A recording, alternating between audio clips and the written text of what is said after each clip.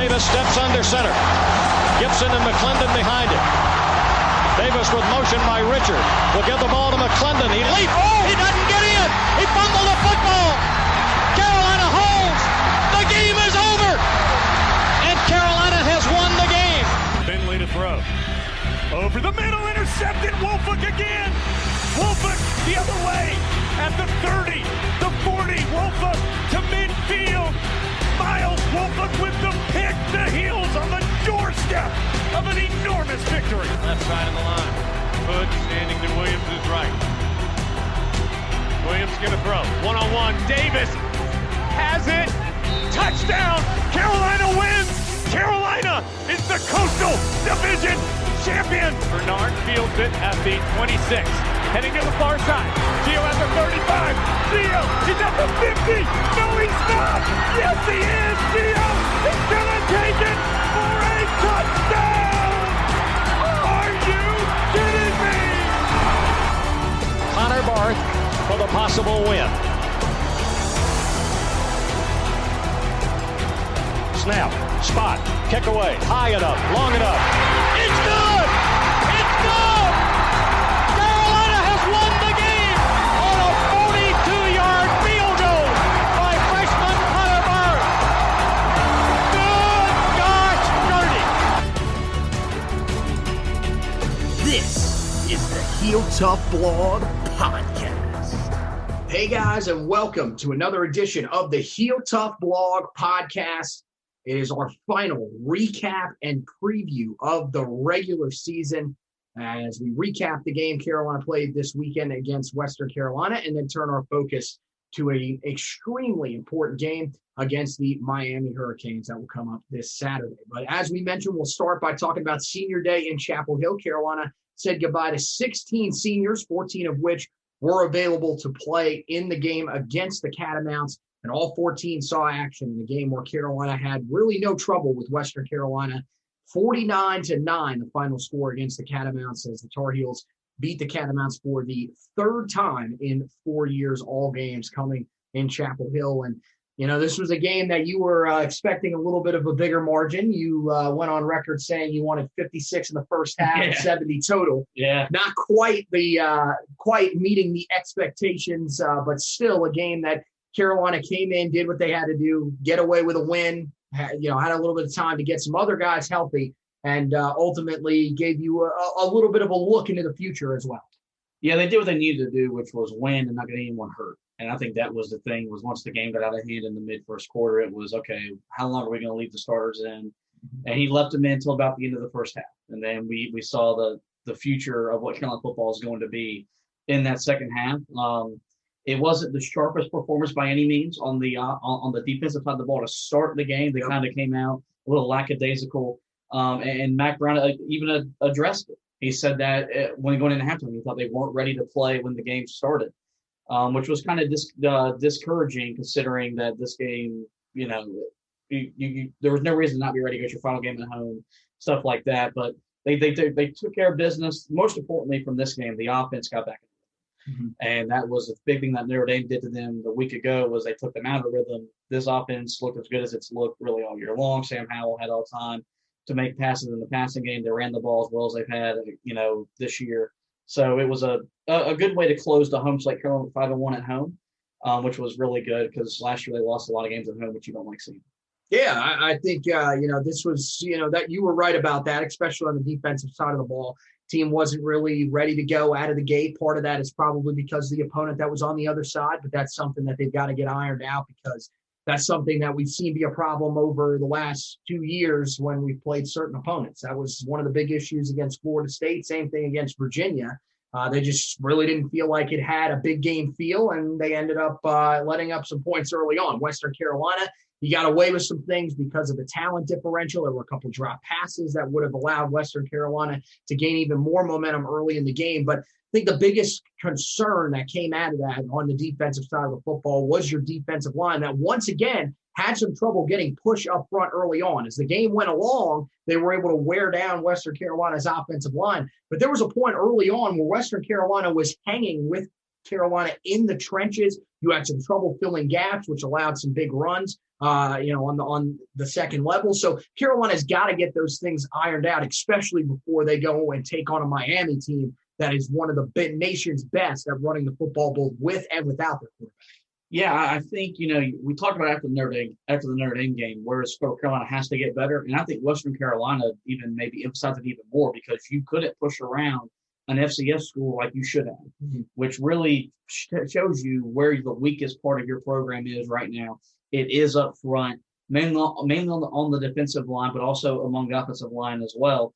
So I think that's the good thing about these games. You still get to learn about yourself a little bit. And Carolina learned a lot about themselves in the first half on Saturday. Even though they were up 42-3 at halftime, you still learned where you got to get better moving forward. So, but yeah, it was a really discouraging start to begin with, but you got to like the way that the young guys responded, and they didn't allow for a lot of big plays in that second half. Yeah, definitely. On the defensive side of the football, the young guys really played well. You saw, some guys that didn't rotate in as much throughout the year, like Eugene Asante at linebacker, who had a nice day. Giovanni Biggers at safety almost came up with his second interception of the season. So those guys really played well, but you also saw some reps for the guys that we've started seeing the last few weeks, and they got increased reps, which could help them down the stretch of the season. Clyde Pinder saw a little bit of a bigger role in this one. Miles Murphy handled a pretty decent amount of snaps. Des Evans played, some people regard it as one of his best games of the season. Chris Collins saw a lot of time. So that's the thing that's encouraging is you're getting to see a lot of these young guys again. And then again, a FCS opponent, but once again, Tony Grimes, second career start, and he looked fantastic on the outside, allowing just one catch the entire day. Yeah, no, the youthful part of Carolina's defense, you still leave this game encouraged about, which is a really good thing because they're all going to have big roles next season, and they need to play to their talent level and their expectations. Once you lose, you're losing Chance Threat. You're losing some guys in the secondary. You're losing, Timon Fox, some of those guys. And so you need these guys that you're grooming that fit the scheme better than the guys that are playing on the field right now do. Yep. You're growing them to be impactful players next year, and you're seeing glimpses of that, which is a good sign. So we'll see if that carries over this week into what may be this defense's toughest test of the season with Miami.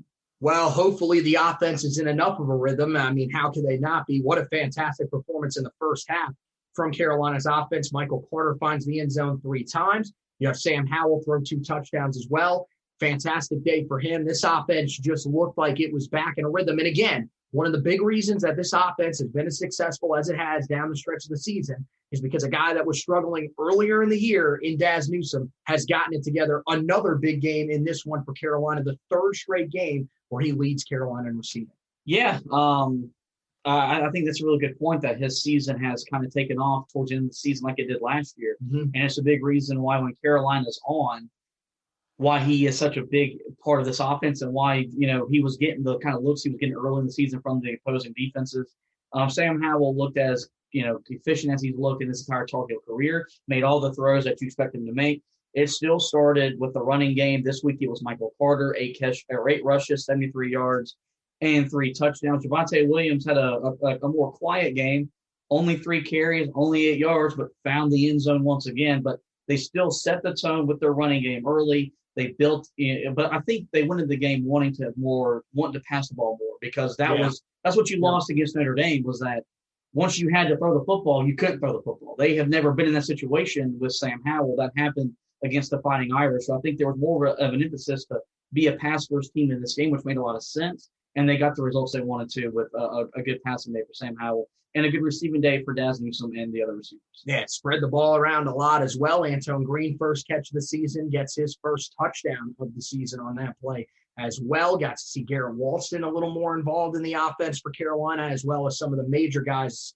Didn't have a great game, but De'Ami Brown, once again, another solid day as he closes in on 1,000 yards for the season. So Carolina hoping that their passing offense is in rhythm, their rushing offense is able to sort of get themselves going again at the level that they were earlier in the year. And, both of those guys have had tremendous seasons. There's a possibility that both guys could leave at the end of the year. So one of the big things that people were focused on when the backups came in this game were the performances of the 4 running backs that will be competing for reps in the offseason. Of course, you'll also include Kamaro Edmonds, 4-star running back in the 2021 class, as well as more than likely the position that he'll end up at, Caleb Hood, the current quarterback that's at Richmond High School, listed as a 3-star athlete in the class. Both of those guys will also probably join this group. But really, you were mainly looking at Josh Henderson, the 2 true freshmen in DJ Jones and Elijah Green, and then, of course, British Brooks, the soon-to-be senior walk-on in the backfield. All 4 got their opportunities. Who impressed you the most out of those 4? I think you got to lean with Elijah Green, not because he led those 4 guys in rushing, but I mean, he had the longest carry outside of Sam Howell and Michael Carter. Mm-hmm. So he had a big run. And I think, the big thing about it when you're looking at these guys is Carolina's backs are very physical.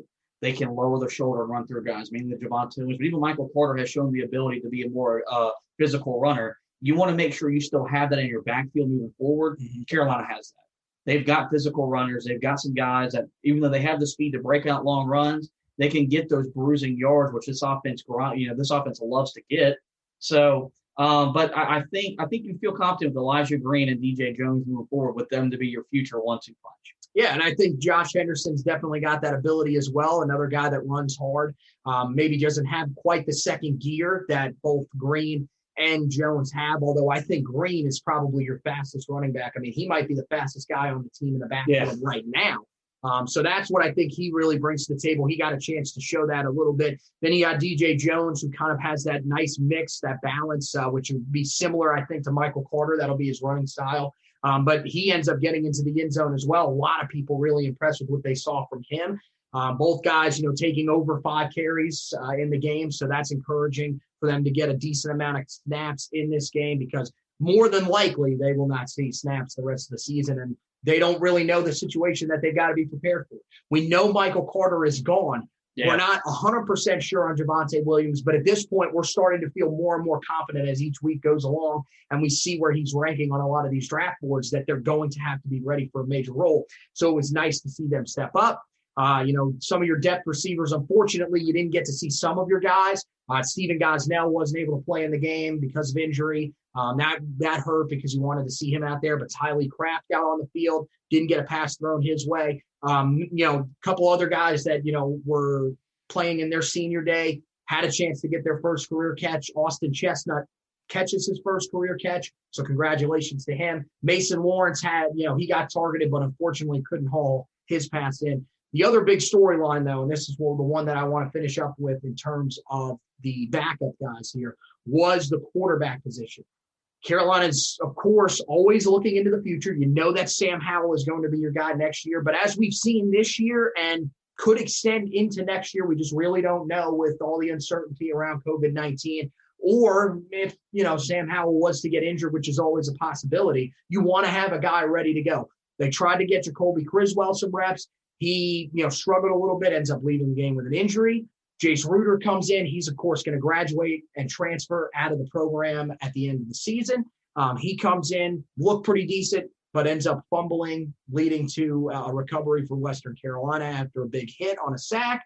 And then, of course, you had Jefferson Boaz come in, throw his first pass attempt of the year. But I feel like this is a position people were really hoping they could see Criswell come in and dominate, and that wasn't really what happened. Yeah, no, I think if you didn't know you had Sam Howell coming back next year, you would be a little scared from what you saw on Saturday. Fortunately, that's not the case. You've got number 7 going to be back in the shotgun next year. But Carolina's got to be prepared for if he decides to sit out to get prepared for the NFL draft because of COVID or something like that, which we just don't know right now what's going to look like. And I think they're not as confident as they would be had Jace Ruder decided to stay. We understand why he's leaving. There's no ill feelings about him leaving to go play football somewhere else. Criswell's been a guy that's been often said that he fits the offense better than any quarterback on the roster, including the guy that's shattering records every time he's on the football field. And you didn't see that on Saturday. He threw a pretty bad interception, but he left the game injured. So it stinks because this was the one game that you knew they were going to get a chance to play a lot, and they left a lot to be desired. So it'd be interesting to see, kind of how they handle that moving forward as they get, when they look into the spring, how that depth chart looks when they open up spring ball. One thing to take away from that is that it looks like if he does in fact enroll early, which we expect, Drake May might have a real chance to come in here and take that backup spot heading into next year. Nothing against Criswell. I think he's going to put up a really good fight. Still an extremely talented player. This is his, remember, first career game. So not everybody is going to have quite the start that Sam Howell is. He also didn't have the top-notch guys on the field around him when he came in. But at the same time, you would have liked to see him play a little bit better. So those are the main takeaways from the game against Western Carolina. We'll, of course, hand out our offensive and defensive players of the game. We actually didn't hand those out last week. We just had to throw them up on the screen afterwards. Offensive player of the game, we already talked about him. That's Sam Howell, 20 of 23, 287, 2 touchdowns.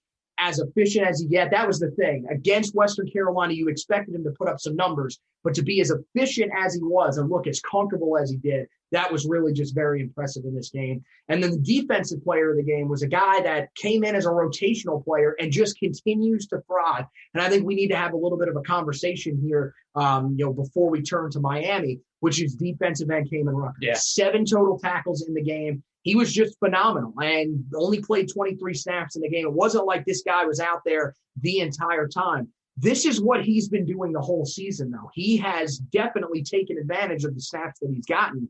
And to be honest, he's probably looked like one of the brighter spots on your defensive line. At this point, I think this is a question we sort of asked a little bit last year about Don Chapman at times before he took over the starting role at the end of the season. Why are we not seeing more of Kamen Rucker? We need to see him out there. And I think that needs to become evident this week against Miami. Yeah, no, he's a guy that's made the most of his opportunities every time he's been on the football field this week or on the football field this season. And he did it again and started leading the team in tackles as a rotational player. I think he's over the season, he's earned more trust within the coaching staff. He's proven that he deserves to be on the field with some of these other guys. And it's easier to take off for Timon Fox or Tamari Fox or someone like that when he's doing what he's doing. So I think as long as he keeps on producing, he'll be on the field because since Wake Forest, we've seen this defensive coaching staff be more willing to sub guys in and out.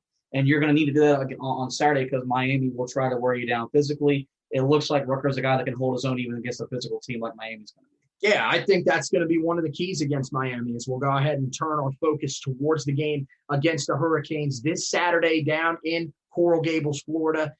Carolina more than likely with an opportunity in Hard Rock Stadium to earn a chance to play for the Orange Bowl. If everything goes as you would expect, which again, in 2020, you never really know, most people would expect that the ACC right now is looking at a scenario where 2 teams are going to be in the college football playoff, meaning that the third place team in the ACC would be the team that would take that spot.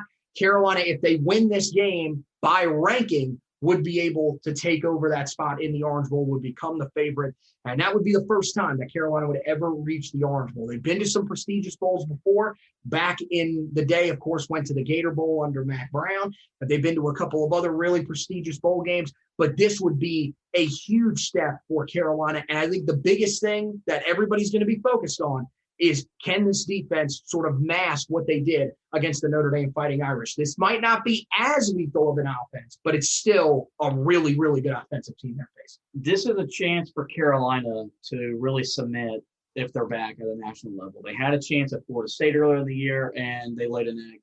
You had a chance against Notre Dame where you proved that you can hang with them, but you couldn't beat them. You go to Miami and you beat Miami, the feelings around Carolina football will change as a team that they're not just a pretender, they're back to play at a high level. I think, but it's not going to be easy. Miami, they're not 8-1 and they're not a good football team. This is a really sound football team. Manny Diaz has fixed all the issues with that team in his second year, mainly with the quarterback play of De'Ara King. But I'm not going to say it's the Miami team of old, but this is the Miami team that can run on you, they can throw on you. But they're physical. You put the film on, they're going to hit you in the mouth for 60 minutes. Yep. And I think that's the thing with Carolina is that's what you got to wonder is can they match that physicality for 60 minutes? Because in the games that have been the most physical, they've gotten beat. So, but I think that's when you look at this game, that's what you're looking at. Is you have another chance to submit yourself that you're back. You're 0-2 in the previous 2 chances. You've got a 3:30 game on ABC. You're on national TV. A lot of people will be the Cultural Playoff Committee will be watching this game. A lot of people around the country will be watching this game. There's a good chance to make a statement for your program. Yeah, and I mean, I think that the other thing is when you look at this season, if they win this game, this kind of cements that it was a good season. If they don't, I think there's kind of a question. What is Carolina's – what do you determine Carolina's season in 2020? A success? A failure? An average season? I mean, I don't know, because your best win would be over NC State, a team that is a good football team. They're ranked. You got to win over Virginia Tech, but that's a team that's 4-6 right now. I mean, that's going to be the big thing for Carolina. This is a chance to win this game and really cement the fact that, yeah, we're going to make noise over the next couple of years in the ACC. So I think they've got to come out with that mindset. The biggest thing that everybody's going to be looking at is, how do you slow down De'Ara King? There's a reason that this guy's in the running for the Davey O'Brien Trophy.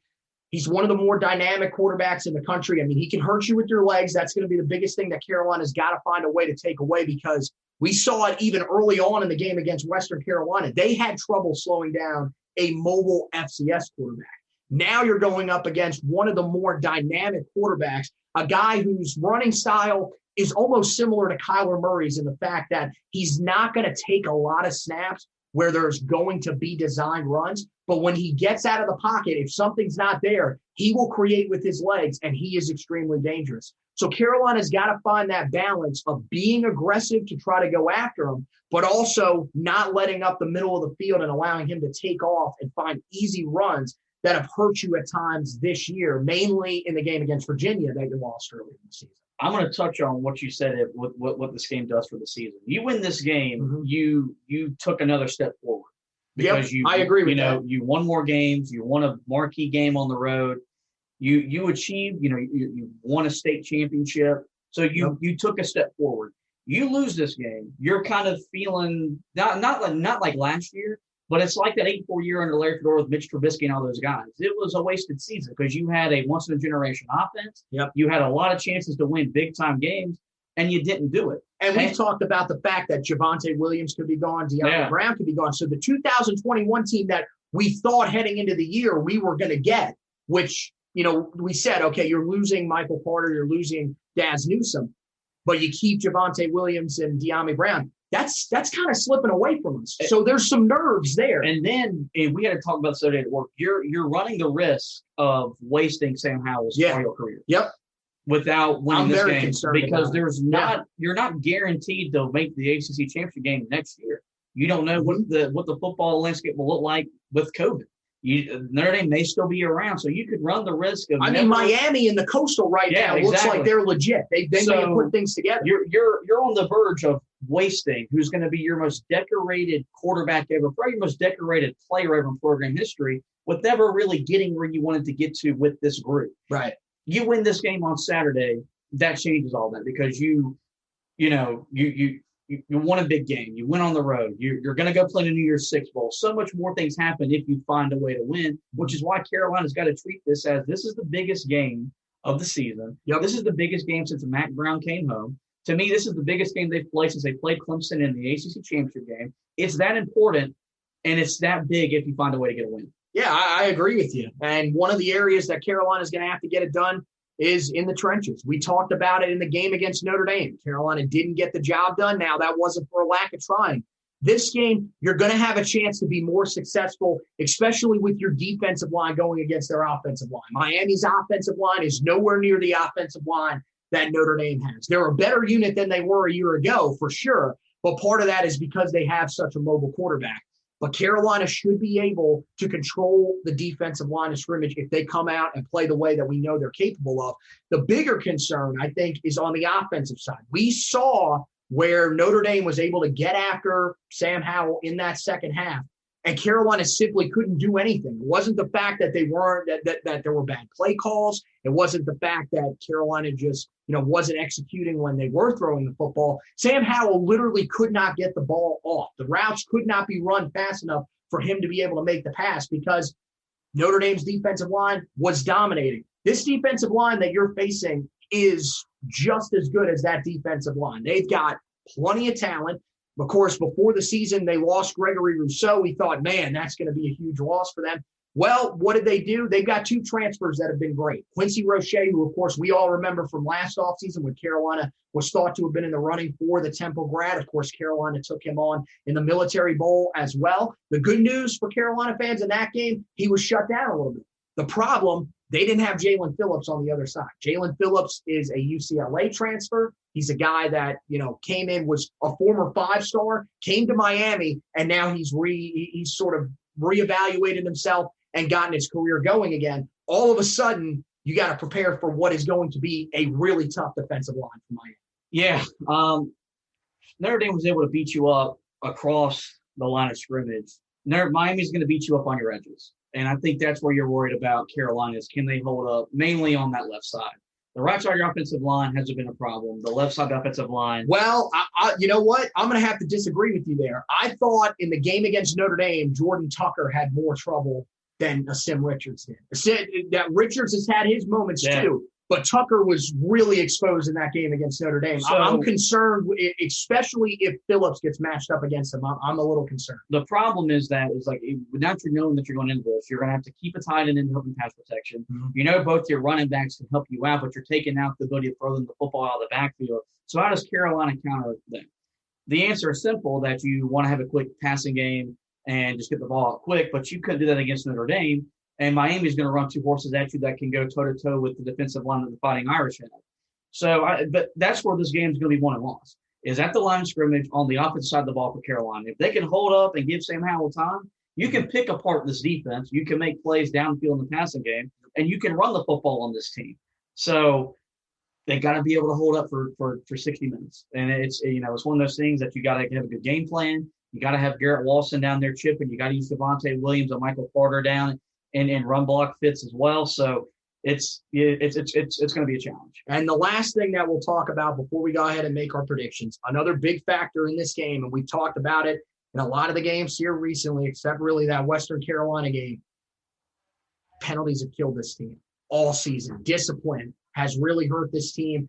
They've got to be able to eliminate the penalties in this game. Last week, were a lot of penalties called, but you were playing an FCS opponent. This week, you're going up against a team in Miami who we know historically Miami is a chippy team. Miami will take their penalties as well, but Carolina's got to be smart about how they handle it. If you can keep yourself disciplined and let Miami make the mistakes, then that's really going to help you go a long way to winning this football game. Miami's a chippy team. This game has become a chippy game. They've been in the ACC long enough where they have formed a kind of interdivision rivalry with one another. Carolina recruits the state of Florida very heavily, especially in the air force. You got a lot of Florida guys on the roster that take it personal that Miami didn't come and offer them a scholarship. Yep. So it comes back to your mental toughness and the accountability that the coach staff has with guys, where if they make dumb penalties, you got to yank them off the field. You can't have those holding calls that wipe away touchdowns. Mm-hmm. You can't have those penalties that make 3rd and 3, 3rd and 8. You can't have a offsides on 4th and 1 when they're trying, when you need to get off the field. It's going to take Carolina's best game to win on Saturday. And one other thing I wanted to mention, getting off the field on 3rd down, also huge. That has become more of an issue as the season has gone along. Miami, again, Brevin Scott at tight end, really talented tight end. Carolina's got to find a solution. We mentioned it after the Notre Dame game. I don't know if they've got to put on an extra defensive back. Kadri Jackson's a guy that played safety in high school, was kind of a hybrid guy. He can get out and cover. Maybe, again, Cameron Roseman Sinclair was a name that I brought up, a guy that, from going to multiple camps, even watching him a bit at Myers Park High School, could go out, cover in space, even though he was a safety. You've got to find a solution to be able to get off the field on 3rd down, because that was your biggest problem in the game against Notre Dame. You had them where you wanted them multiple times, and you let them execute when you needed to be able to get off the field. If they're going to win this football game, your defense, even though they step up on 1st and 2nd down, they have to be able to do it all 3 downs. Yeah, no, that's a pretty good point, that the 3rd down defense is going to be impactful for this game, because the longer you're on the field, the longer Sam Howell's on the sidelines, and the more tired your defense is going to quit, or the more tired your team is going to get tired quicker. Mm-hmm. And then you got to put those younger guys in where you can't protect them as much if you're just putting them in for plays here and there. So, as I mentioned, it's going to take Carolina's most complete effort if they want to go on the road and win on Saturday. There you go. Carolina and Miami facing off. So, let's go ahead and make our predictions for this game on Saturday. I think Miami wins. I think Carolina, it'll be the same thing like Notre Dame. I think they'll give them 60 minutes. I think you'll feel confident you can play with them. I just think Miami's a little more physical than Carolina. I think the game being at home well, even though with COVID and everything, they're not going to have the same environment. I think that'll play into it. And I think they'll be able to slow down Carolina just enough to keep our offense in check and win a grinded out 24-20 game. Yeah, Carolina's had a lot of success against Miami, especially under Larry Fedora. That was one of those teams that he just really had their number. Even in some of the down seasons, Carolina still kept it competitive with the Hurricanes. This is a game that Carolina knows coming in. They have to be able to win. I think they feel sort of similar to we do in that locker room, that if they win this game, this is a step forward for the program. This is a chance to come into next year as the favorites to win the ACC Coastal if they go back to the Coastal mindset. If not, well, then you're the biggest challenger to Notre Dame again next season. That's kind of how you have to look at it. I think they're motivated. One of the other factors that I didn't talk about, but that I think is going to be big in this game, Carolina hasn't run the ball great the last 2 weeks that they've played. So they've got to be better at running the football more consistently. Put it on the ground with your guys. You got to get at least one of your backs, I think, over 100 yards, which I think can happen in this game. You got to let Javonte Williams go to work in this game. Michael Carter has been fantastic this year. He's put up great numbers. He's going to get his carries, but you need to let Javonte Williams do his thing as well. Take a little bit of pressure off of that passing game early on and allow them to settle in, get that offensive line comfortable, and then allow them to be able to make the plays when they have to late in the game. I think Carolina does. I have Carolina winning this game. I think they go on the road to Hard Rock Stadium. This is a game that they know they have to win. It's against a Miami team that they feel they can beat. Last year, remember, they were underdogs at home in the first home game under Mac Brown against Miami. Found a way to pull it out. Carolina's got what you need to be able to beat Miami. I think these are two very evenly matched teams, and I think Carolina has the edge at quarterback in this one. That's the reason I think they win this one. I think Sam Howell makes a play late when he needs to, and Carolina wins it 27-24. So that's our predictions for this game. We, of course, encourage you guys, whether you're watching the game, that'll be on at 3:30 on ABC on Saturday, or if you're listening to the game, you can go to the Tar Heel Sports Network. Their coverage should begin an hour before the game. Jones Angel, Lee Pace, Brian Simmons, Jeff Saturday, all the guys will take you through and get you ready for the game against the Hurricanes. And then, of course, they'll have coverage. It should be once again. Actually, no, it should be. Shouldn't it be Jones? And it should be Brian because they're in Florida. So Brian should be on the call there as well. Lee Pace will be there on the call as well. So make sure that you guys check that out. And then we'll wrap it up here with a couple of storylines before we get out of here on the recruiting trail. Of course, Carolina's got some big news coming up. In the 2022 class, 4-star wide receiver Tychun Chapman announced that he will be making a major announcement on the 19th. Again, just trying to, kind of figure some things out here. Most people would believe that more than likely this will be his commitment because he did end up releasing a top 5 a couple of weeks ago. Again, not 100% sure where he's going to land at, but most of the belief is that this announcement will be a commitment or maybe even a more narrowed down list. We'll just have to wait and see on that. But of course, we'll have you covered with everything on that before his announcement on the 19th.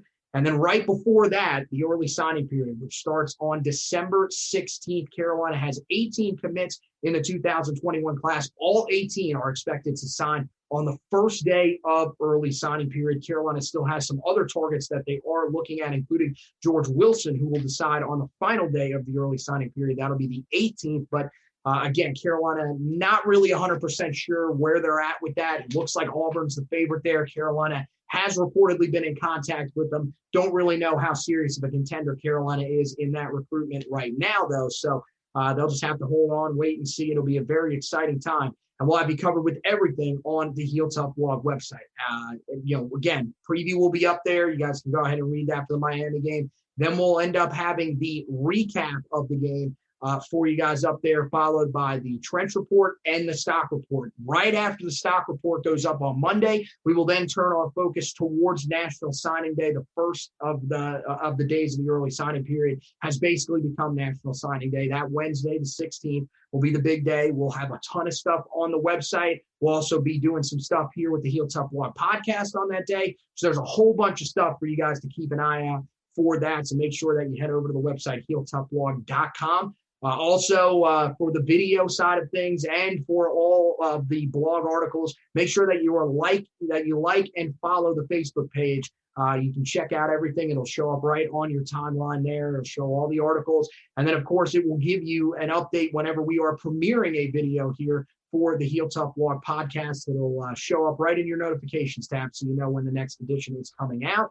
If you're someone that's listening to the podcast, make sure you rate, review, and subscribe to the podcast wherever you listen to your podcast. The rating and reviewing helps us move up some of those rankings so that people that haven't tracked down this podcast just yet can go ahead and find it, tune in, listen, find out everything they need to know about Tar Heel football. And then, of course, the subscribing is for you. Whenever you subscribe, it'll go right into your podcast feed so that anytime there is a new episode, it will be sitting right in your podcast library. So turn it on, listen. So, want to thank Josh once again for hosting with me. Want to thank you guys for watching and listening. And as always, go Tar Heels!